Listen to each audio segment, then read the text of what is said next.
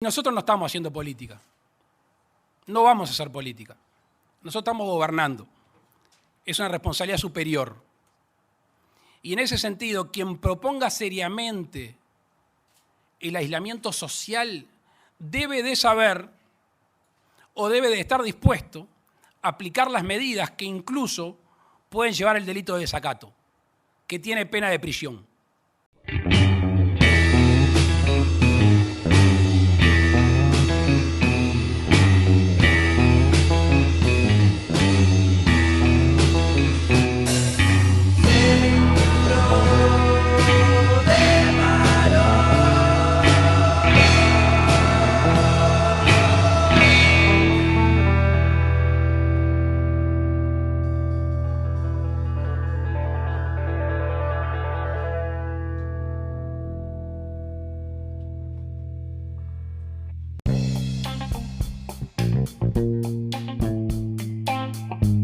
Bienvenidos a Seguro de Paro, el podcast de análisis político y social de la República Oriental del Uruguay. ¿Cómo estás, Agustín Zavala? Muy bien, Pitado. Muchas gracias por recibirme esta vez. Cambiamos de sede. Ya no estamos en Capurro, hoy nos toca La Aguada, pero volveremos a Capurro eventualmente, por supuesto. Una barriada, una linda barriada que siempre nos recibe de brazos abiertos. Es verdad. Sea donde sea, estamos con un nuevo tema para discutir, traer sobre la mesa. Y esta vez vuelve a tener que ver bastante con la pandemia. Es que es imposible un poco zafar de su agenda. Pero que, si bien tiene que ver con la pandemia, no nos vamos a meter en recomendaciones científicas ni sanitarias, sino en algunas de los relacionamientos políticos que se han dado a partir de la pandemia y que marcan un poco el estilo del gobierno de la calle Pou. De las consecuencias que la pandemia ha estado dejando en el ámbito político del Uruguay. Vamos a remontarnos allá por marzo del 2020, cuando Uruguay detectaba los primeros casos de la enfermedad y empezaba una discusión sobre qué es lo que debía hacer el gobierno. Claro, en aquel momento, aquella conferencia, ¿no? 13 de marzo de 2020, la calle Pou diciendo, hay 4 casos que fueron los iniciales. Todo eso, desató el debate de, cuáles eran las medidas.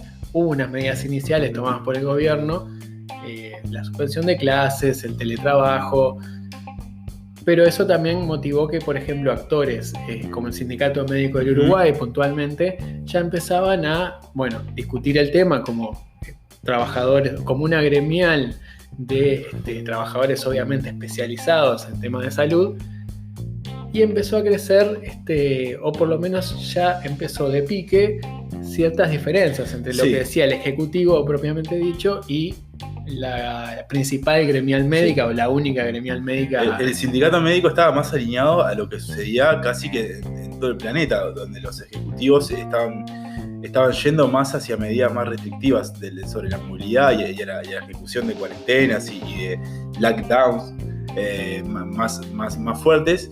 El Ejecutivo aquí en Uruguay fue un poco más laxo en eso, ¿no?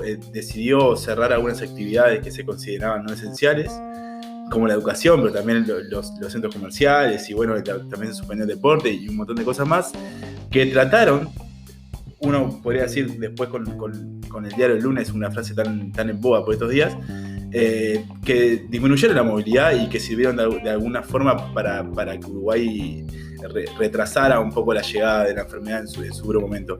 Pero sin duda el Sindicato Médico del Uruguay fue un poco la cabeza y la punta de lanza de ese reclamo que exigía medidas más restrictivas. Claro, para poner en contexto, el viernes 20 de marzo, o sea, una semana después de estos primeros casos, el Sindicato Médico del Uruguay pedía a la calle Pou una cuarentena general obligatoria que marcaba ya una diferencia grande con el discurso de la calle Pou, que decía, vamos a tomar ciertas medidas, pero no vamos a ir a una cuarentena, que también era algo que lo diferenciaba de gobiernos como el de Argentina, gobiernos muy cercanos, no solo geográficas, sino en cuanto a nuestra agenda de noticias. Incluso digamos, con la visión de quien había sido presidente hasta hace de 20 días, ¿no? Tabaré Vázquez había pedido, era como la voz autorizada dentro del Frente Amplio para hablar de estos temas y pedía ya directamente un confinamiento.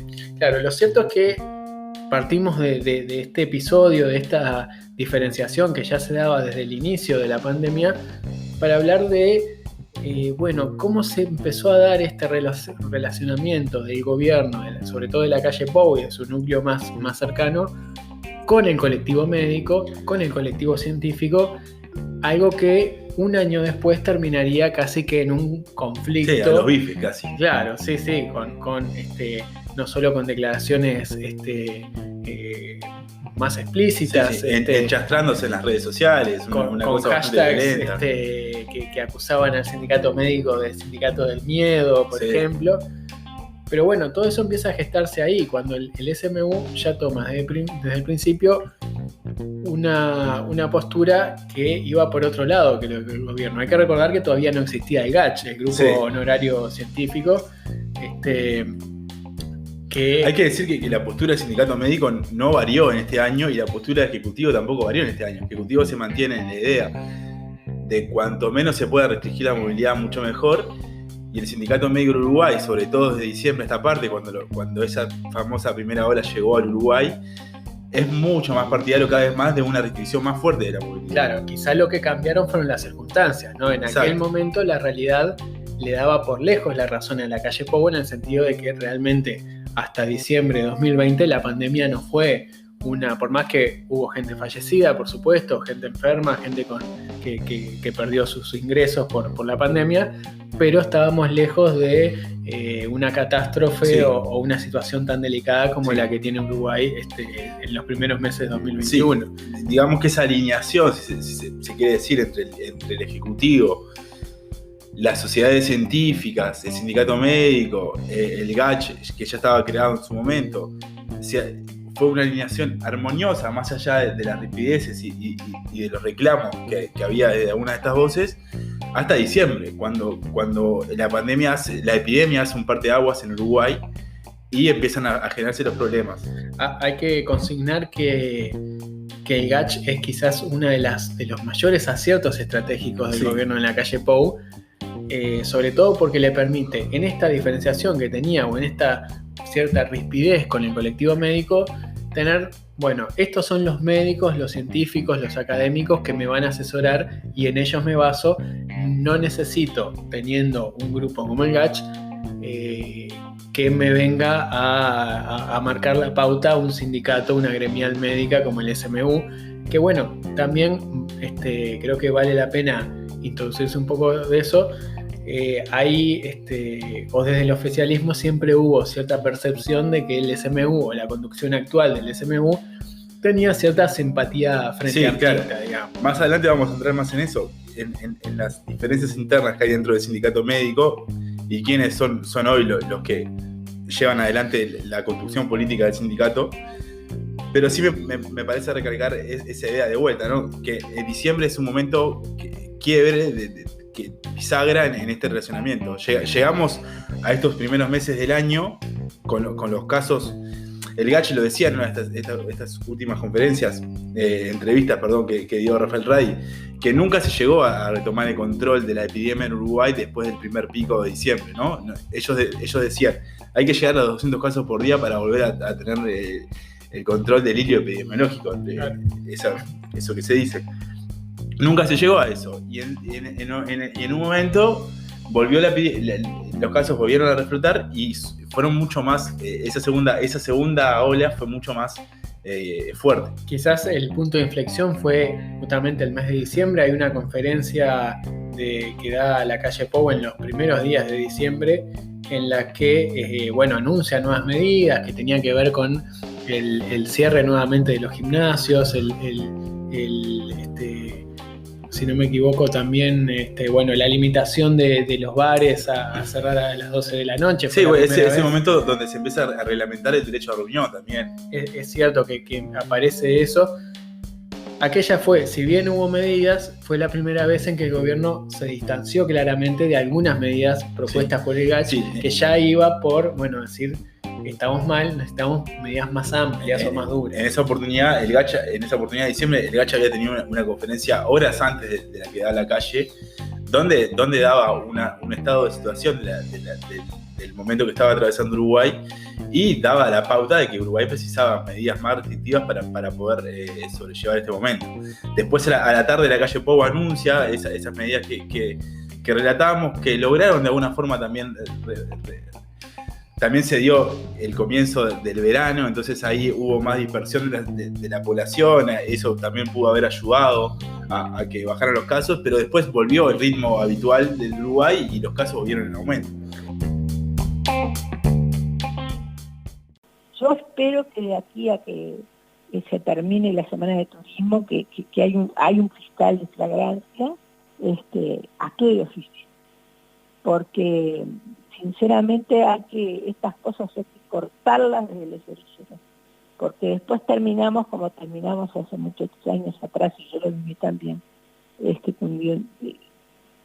con el orden institucional alterado. Y no estoy exagerando, es gravísimo.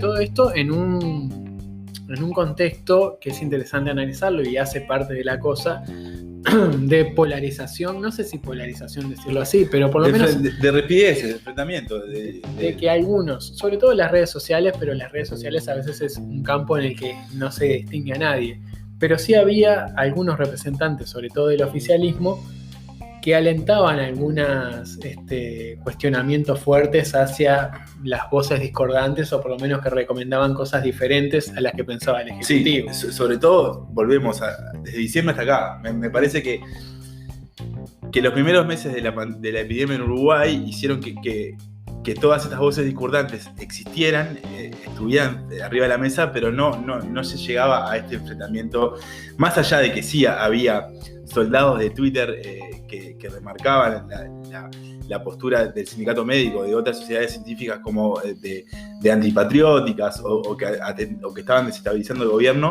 Me parece que a partir de diciembre, y sin duda desde mediados de febrero a esta parte, Twitter se ha vuelto... Un síntoma claro de eso, hasta diciembre o hasta que empieza esa situación que se empieza a considerar más problemática, no había una gran crítica al gobierno por la demora de las vacunas. No. Sabíamos que Uruguay no iba a estar entre los primeros en tener vacunas, pero con la situación como estaba, a nadie le parecía descabellado. La duda que quedó después es, bueno, ¿en qué medida también se previó eso? Estuvo aquel episodio de ese funcionario del Ministerio de Salud que dijo que rechazó vacunas de Pfizer. Pero claro, hasta ese momento, realmente Uruguay hasta diciembre vivió en una casi pandemia, en la que incluso esas diferencias políticas o de posicionamientos que después estallaron,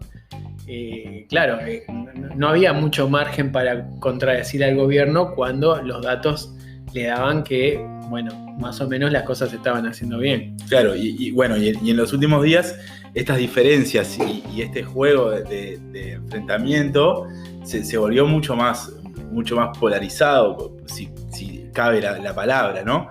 En los últimos días hemos visto, sobre todo, hay que decir, sí, Twitter es un mundillo, no es representación de lo que pasa en la sociedad, ni mucho... Sí. No está cerca de ser representativo de lo que sea, pero es una muestra del tono del discurso político que existe, ¿no? Muchas veces Twitter marca agenda. Sobre todo porque este gobierno, desde su inicio, ha demostrado que le da muchísima importancia a las redes sociales. Cuando hay un tema que genera reacciones contrarias de ciertos referentes que el gobierno tiene en redes sociales, referentes de opinión, uno ve que hay medidas o anuncios que rápidamente van para atrás. Y eso tiene que ver, no es que el gobierno hace grandes encuestas en la población para saber, pero el gobierno es relativamente hábil en detectar cierto pulso que se ve mucho más en las redes sociales que en la calle. A veces uno en la calle, no el presidente, sino en la calle real, digamos, donde efectivamente quizás en la gente que no está en esa batalla constante de Twitter, tiene más matices, no se acerca tanto a ese grado de polarización o fanatismo que uno puede encontrar en Twitter, sobre todo donde se da ese fenómeno. Pero además de eso, hay ciertos actores importantes del gobierno, del oficialismo, que participan más que activamente en esas batallas. Sí, Y sí. hablo por mencionar a dos: Graciela Bianchi, senadora tercera en la línea, ¿no?, de ascenso a la presidencia. Otros senadores como Sebastián da Silva, que no le hacen asco a la polémica, que no evaden, digamos, contestar con firmeza o burlarse, atacar, criticar duramente y sin ningún tipo de corrección política a los que creen que son adversarios, ¿no? Sí, claramente a mí me gusta llamarlos soldados de Twitter, ¿no? Porque están ahí al alpiste de cualquier diferencia y para fogonearse y fogonear también, es como un ida y vuelta ahí. Pero al parecer esta discusión que llevó incluso a que se creara el hashtag Sindicato del Miedo, que tuvo un crecimiento exponencial en esto tanto que se dice crecimiento exponencial del hashtag.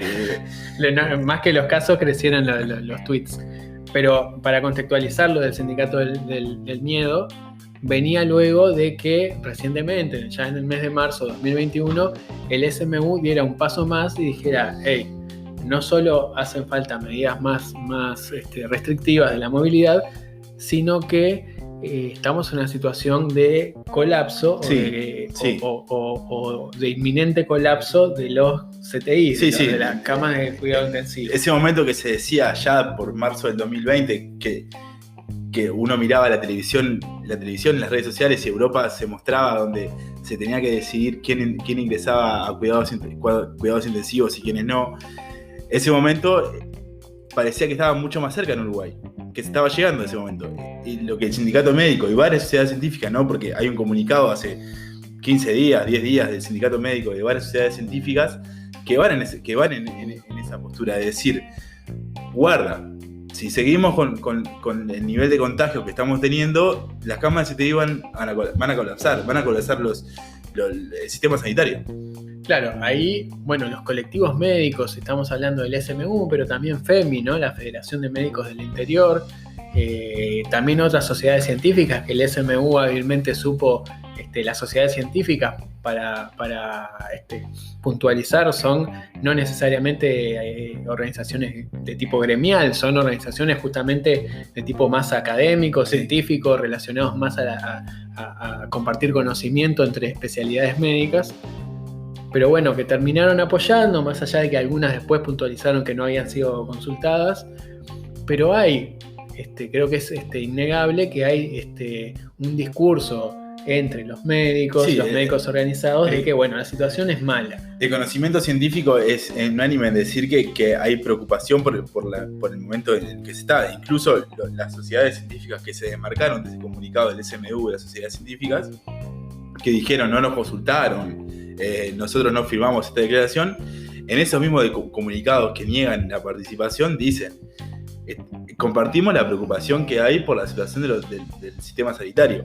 Lo que no es menor para decir después que cuando se da la última entrevista que dio Rafael Rey en Telemundo, pareciera que después de ese día llegamos a cierta paz. Llegó como un sintetizador Rafael Rey. Claro, bueno, antes de eso, digamos, esta postura de los médicos quizás no fue extraña, no es extraña, porque parte de la experiencia real que viven los médicos en el día a día. Lo que fue extraño quizás fue la reacción del gobierno, que hay como varias capas, ¿no? Por un lado, la calle Pou con cierta moderación, pero con cierta insistencia en un discurso que repite y reitera y da la impresión de que le cuesta mucho salir de ahí, ese discurso de la libertad, de negarse estrictamente a una cuarentena obligatoria o unas medidas más fuertes.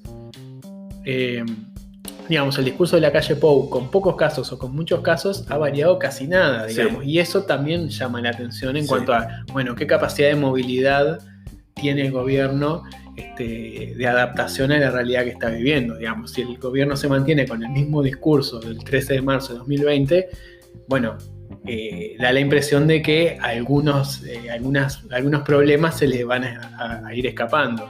Sí, las perillas se le quedan cortas. Se le quedan cortas las perillas. Y bueno, lo que decíamos, el gobierno, en vez de hacer al colectivo médico un aliado en esa preocupación, lo tomó como si fuera un adversario y casi que lo asimiló al Frente Amplio. Sí. En un momento el gobierno reacciona igual ante un pedido del Frente Amplio que ante un pedido del Sindicato Médico del Uruguay. Sí, de hecho creo que son muy pocas las veces que, más allá de reuniones entre el Sindicato Médico y el Ministro de Salud, Daniel Salinas, que eso es más obvio que tengan reuniones más seguidas. Las veces que se ha reunido el Sindicato Médico con la calle Pou se cuentan con los dedos de una mano. Recuerdo se me viene a la mente una de las primeras, esta que hablábamos del 20 y pico de marzo, que fue cuando el SMU planteaba una cuarentena obligatoria hasta mediados de abril. Y justamente en ese contexto de menos nerviosismo o menos crispación que la actual. Después, bueno, recientemente en 2021 hubo una reunión con FEMI. Quizás el gobierno esperaba de FEMI una postura más moderada en términos de apoyo al gobierno o de críticas al gobierno, que el SMU, pero FEMI más o menos mantiene la misma postura.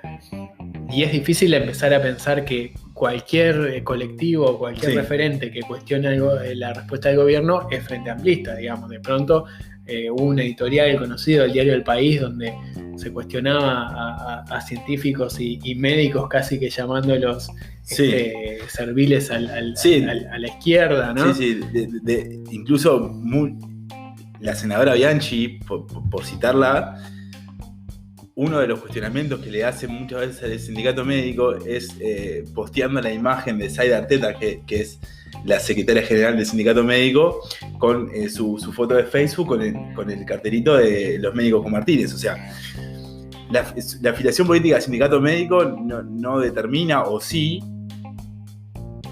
el reclamo que se le puede hacer, o quizás determina el tono, pero no determina la sustancia del reclamo, que es bajar la movilidad para terminar con los contagios. Creo que es una buena idea meternos un poco más en la interna del SMU en el próximo bloque. Muy bien, me parece excelente. Mi voz pretenderá dar la opinión del GACH como tal. Queremos informar a la sociedad de una forma lo más equilibrada posible, serena y sólida a la vez, basada en evidencia y sobre todo y fundamentalmente con una mirada constructiva para aportar a la mitigación y a la salida de este momento tan difícil. Ese es el tono de lo que nosotros queremos aportar en este momento tan difícil para la nación.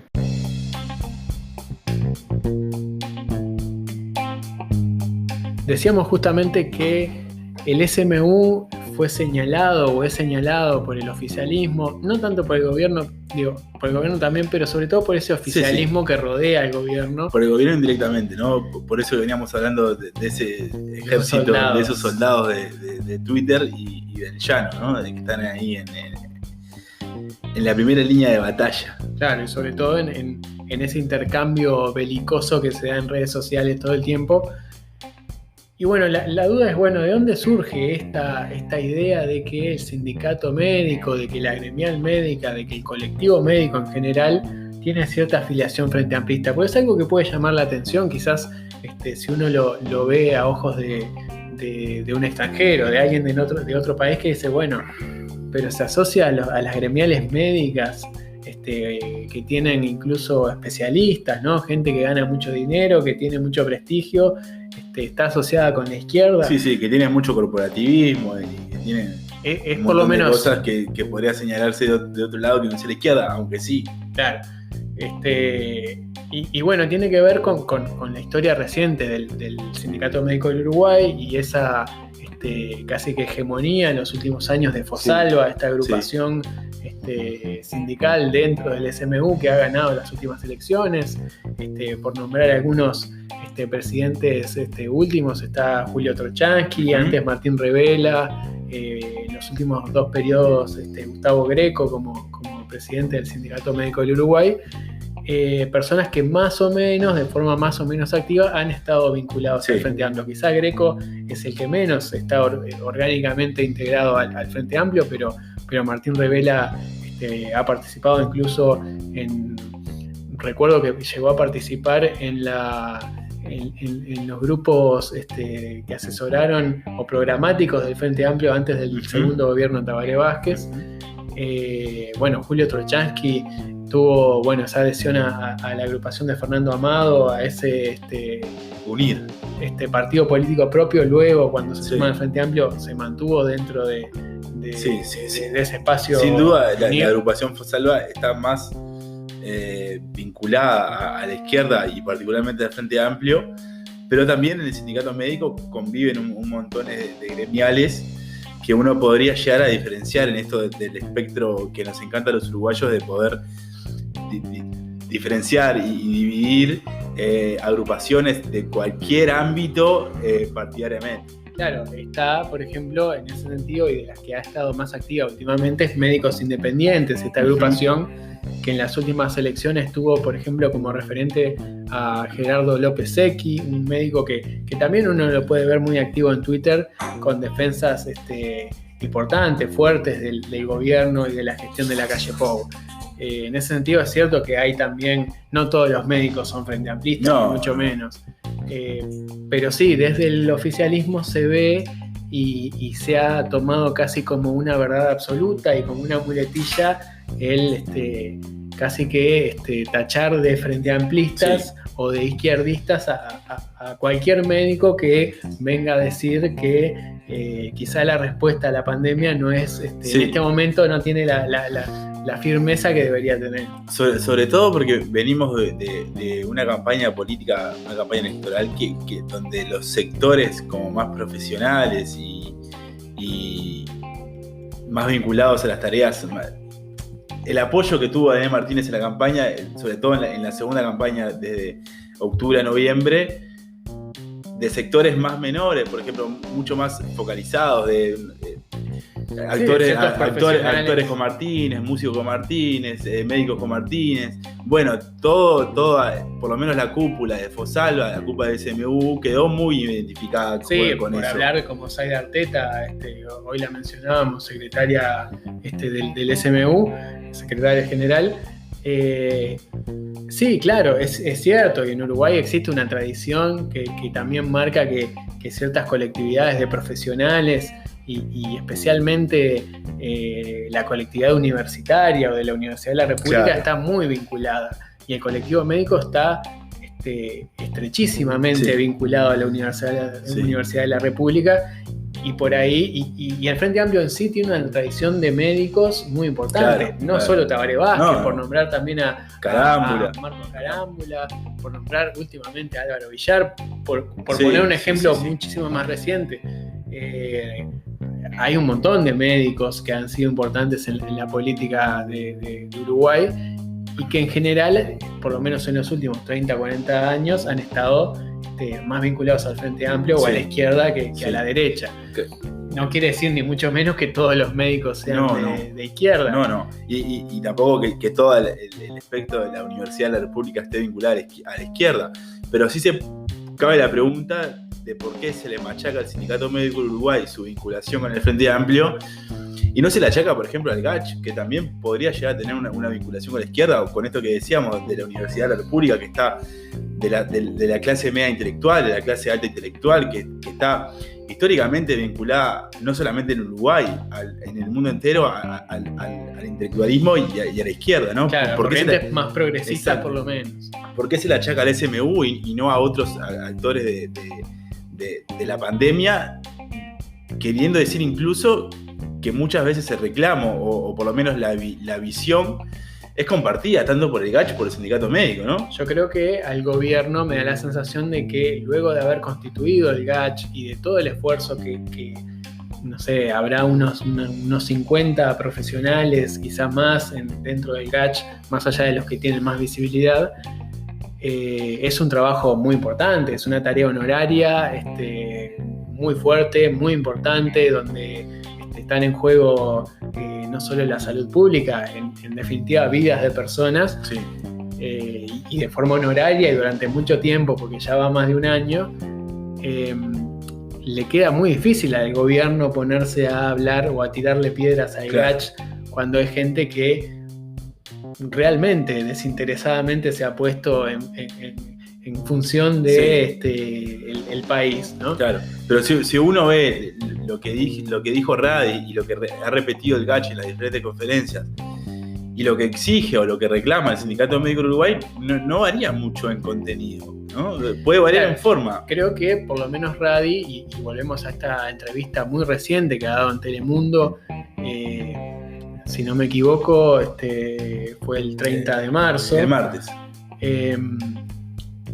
Radi, y la mencionamos especialmente porque fue casi como una conferencia oficial, porque Radi no ha dado muchas entrevistas. Eso fue en la previa de una reunión con la calle Pou, y marcando postura, casi que poniéndole la conclusión a un debate que ya llevaba semanas.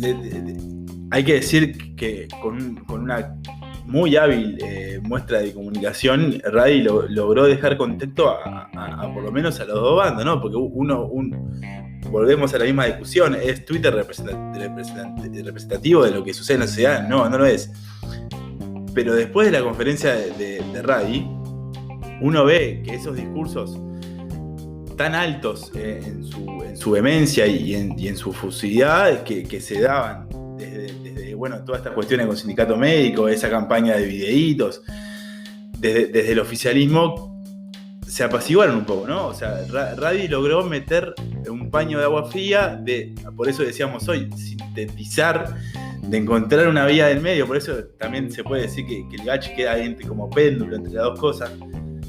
Claro, creo que al GACH lo que le pasa, sobre todo especialmente a Radi como vocero principal del GACH, es que bueno, seguramente uno por pura lógica puede entender que seguramente estén más cercanos en pensamiento a sus colegas, sean médicos, biólogos, infectólogos, inmunólogos, todo ese espectro de científicos, académicos, preparados y formados, que a legisladores o opinólogos de redes sociales que plantean posiciones según la conveniencia política, estrictamente política, y muchas veces política partidaria de sus formaciones políticas preferidas. Entonces, el GACH sí, obviamente, de alguna manera vuelve a plantear, toma los reclamos y los señalamientos de preocupación del colectivo médico, pero de una forma que quizás con un lenguaje que moleste menos, que sea menos confrontativo con el gobierno, porque a su vez es un nexo claro con el Ejecutivo. Exacto. En ese sentido, creo que ahí fue hábil Radi en, de alguna manera se impone que el GACH sea casi que el fiel de la balanza de esa discusión, y que ya que tiene es de los pocos ámbitos en que la sociedad uruguaya a nivel general le sigue dando cierto prestigio y escucha atenta al GACH, que sea el GACH el que se ponga un poco al hombro lo que hay que hacer en estos momentos, que es lo que siempre parece faltar en cuanto a los anuncios del gobierno. Claro. Nunca queda del todo claro exactamente qué es lo que tiene que hacer la población, cuál es la mejor manera. Y a su vez se le deposita al ciudadano, al individuo, la responsabilidad de mantener, de bajar la línea de contagio, ¿no? La responsabilidad queda toda en el individuo. Es bastante complejo. Sí, no queremos meternos estrictamente en la opinión de medidas sanitarias, pero sí es importante tener en claro que, políticamente la calle Pou se mantiene en esa idea de no una cuarentena obligatoria, pero al mismo tiempo sale Radi y dice blindemos abril, por ejemplo, que tampoco termina de quedar claro si eso quiere decir que en abril no salgas nunca de tu casa, si en abril quiere decir juntate solo con tu familia, o si quiere decir vacunate, usa tapabocas y mantenerte a 1,5 metros de la gente. Siempre queda un resquicio ahí de indefinición en cuanto a, cómo se sale de esta pandemia o qué es ser un buen ciudadano en medio de una pandemia. Creo que quizás ahí está más claro que el GACH parece tener una autoridad mayor que el propio gobierno a marcar, bueno, cuáles son las pautas. Y me da la sensación, además, de que la gente, quizás no esa que discute todo el tiempo en Twitter, pero sí la que, bueno, más o menos trata de sobrellevar esta pandemia, de que espera más del GACH ciertas definiciones o le tiene más confianza que al propio gobierno, que da la impresión de quedar muy apretado en cuanto a sus discursos filosóficos previos y las medidas y los desafíos que presenta la realidad concreta. Apruebo todo lo que decís y con esto nada, que volvemos a una idea que me parece que hemos repetido bastante, ¿no? Me parece que Uruguay está atravesando en este momento un momento de cambio, particularmente con aumentos de contagios y de situación sanitaria bastante compleja, da pie también a la conflictividad y al desencuentro entre los actores políticos y sociales de la sociedad, que hay que ver cómo se desarrolla. Una puntualización rápida que tiene que ver con qué va a pasar después de que termine esta pandemia. En esa entrevista que mencionábamos, Radi daba a entender que, bueno, que los integrantes de GACH tienen varios planes para luego que termine, que se disuelva el GACH, y eso tiene que ver con, bueno, que abre la interrogante de qué relación va a tener el gobierno con la comunidad científica, obviamente en un contexto de recorte presupuestal, que es un poco uno de los leitmotiv de esta gestión, y cómo a un colectivo tradicionalmente subrepresentado o subestimado por los gobiernos, bueno, el día que termine la pandemia y haya que sacar del medio, para hacer la metáfora futbolera, que, bueno, ¿de qué lado se pone la pelota? Estás hablando con un colectivo médico, científico, académico, que tiene muchísimo más prestigio que el que tenía en marzo de 2020. Sí.